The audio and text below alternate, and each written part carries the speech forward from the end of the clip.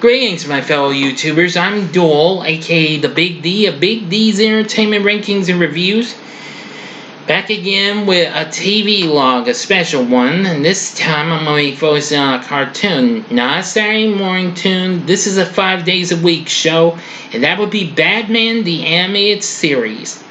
The show originally premiered on the Fox network in September of 1992, originally produced by Warner Brothers.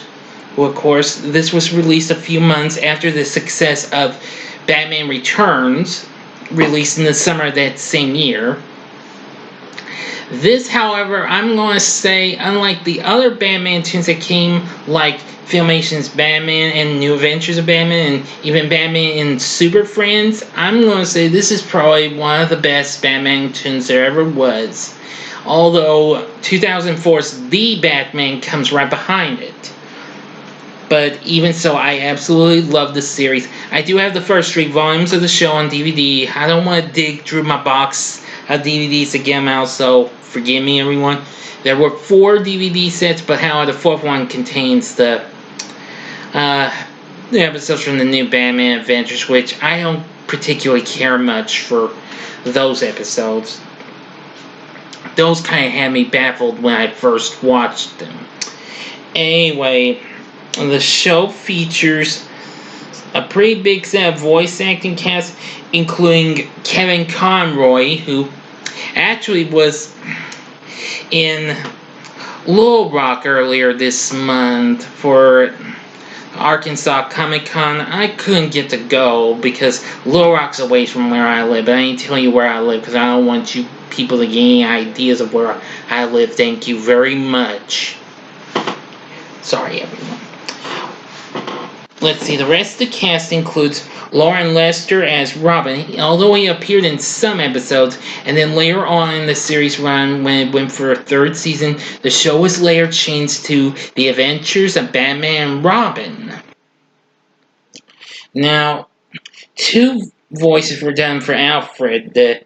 Now, Clive Reville played him in the first 3 episodes in production order, while the rest was done by Ephraim Zimbalist Jr., who would later go on to voice Doc Ock in Spider-Man, the animated series, which premiered a couple of years later and also became a hit for the Fox network.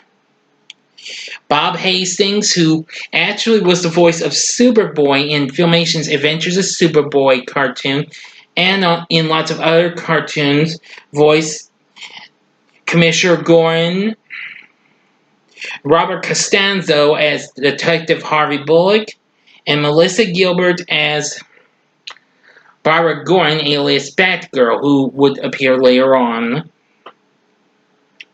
There'd be lots of other characters appearing in the show, including Lucius Fox, Summer Gleason, who happened to be a TV reporter, and lots of others, actually.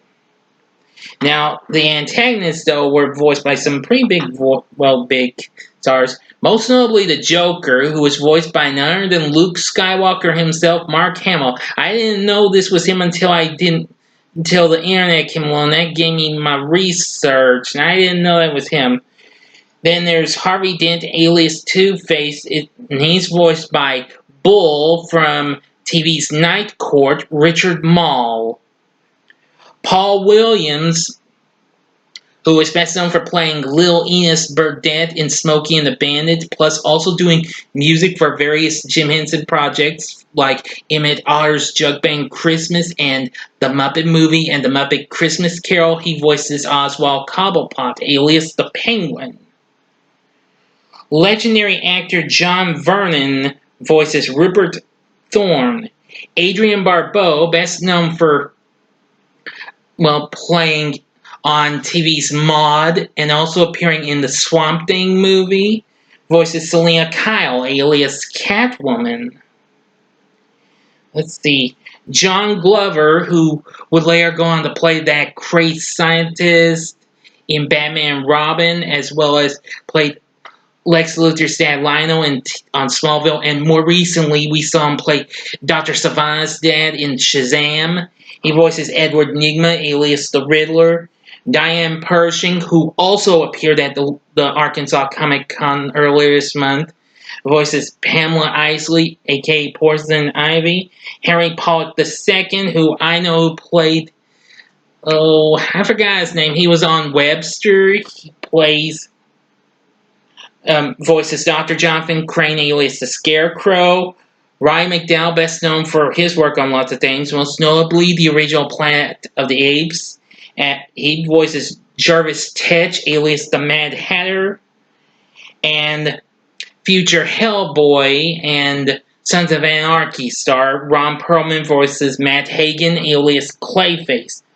British actor David Warner, best known for his work in The Omen, the second TMNT movie, and a few years later Titanic, voices Ra's al Ghul. Well, I mean, it's Ra's al Ghul, as that's pronounced. And there were lots of others. This also would introduce us to Harley Quinn, and we get to see lots of other familiar foes from the Batman universe. Let's see, Killer Croc, the Man-Bat, the Ventriloquist, and Scarface, and, of course, Mr. Freeze. But anyway, and like I said, there was lots of others. In each episode, there's lots of fun action, and the critics actually praised this for its film noir aesthetics, darker tone, thematic complexity, artistic presentation, and modernization of the title character's crime-fighting origins. I have to agree with them. Like I said, Batman the Animated Series is probably one of the best. I haven't really taken the time to relive the series. I want to, though, if I got the time to kill, which case maybe I will. Because the only episode that from those sets I've watched more than any other would be Christmas with the Joker. Yeah.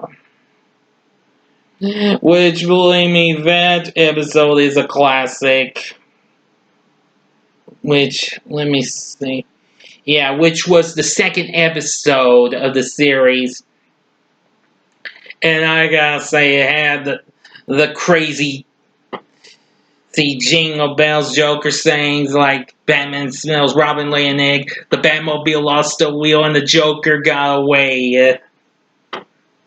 Yes.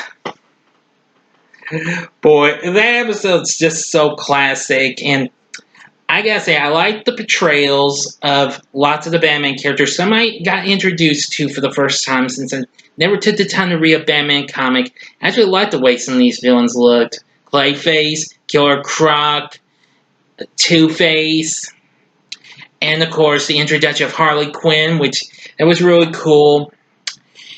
Anyway, Batman the Animated Series stayed on Fox for 3 long seasons, and after that it was gone. Then about the late 90s, he was back in the new Batman Adventures, where it was teamed with new episodes of the Superman Animated Series on the WB network.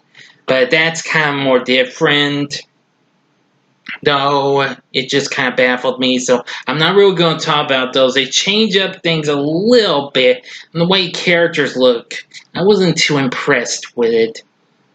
But even so, if you're a Batman fan, if you've never seen this, shame, shame, shame. You need to watch Batman the Animated Series. You won't be disappointed. It's easily the best. The show has been rerun on many networks, including Cartoon Network and Boomerang, and more recently, the now defunct Hub, now known to us as Discovery Family Channel. Now, however, you can also find the episodes on the DC Universe website if you're a member, but I'm not on the DC Universe. But anyway, I think you're going to love Batman the Animated Series if you've never seen it. Again, I'd highly recommend it if you've never seen it. Now, what do you like about Batman the Animated Series? Let me know in the comments section. And also, feel free to like and subscribe to my channel. And I want to thank y'all for watching. Until next time, I'm the Big D saying, see ya.